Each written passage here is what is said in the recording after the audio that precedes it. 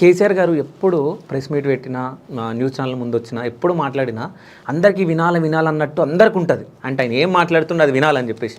అంటే ఇది మొత్తం అంటే ఫస్ట్ ప్రిపేర్ అవుతుండేనా అంటే ఏం ఒకటే ఆయన ఏకసంధగ్రాహి, ప్రజల సాధక బాధకాలు తెలిసినోడు.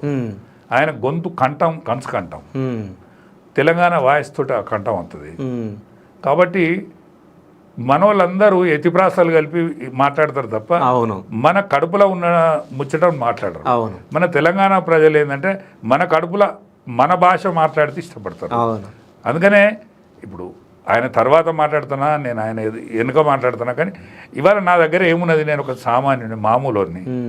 అనేక మంది, నేను మొన్న ఒక పెళ్లిలో పోయినా, 2 పెళ్లిలో పోతే అనేక మంది నాతో సెల్ఫీలు దిగుతారు. నేను ఏమున్నాను పెద్ద, నాది బోడగుండు మీద ధోతి ఇది కట్టుకుంటూ ఉండతో సెల్ఫీలు దిగుతారు. అంటే మన భాష మాట్లాడితే మనకు మన తెలంగాణ ప్రజలు సంతృప్తి పడ్డంత ఇవ్వబడరు, తెలంగాణ ప్రజలు పగబట్టినంత కూడా ఇవ్వబడరు. అదైతే మన తెలంగాణలో ఉంటుంది పక్క. రెండు ఎప్పుడన్నా కేసీఆర్ గారు మీరిద్దరు కూర్చున్నప్పుడు, నాకు తెలిసి చాలాసార్లు కూర్చున్నప్పుడు ఎప్పుడన్నా కేసీఆర్ గారు బాధపడి మీకు చెప్పిన ఏమన్నా విషయాలు ఉన్నాయా?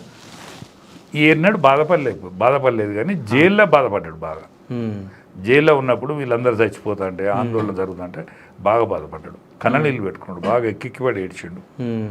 కానీ ఇక అప్పుడే నేను చూసిన. ఓకే.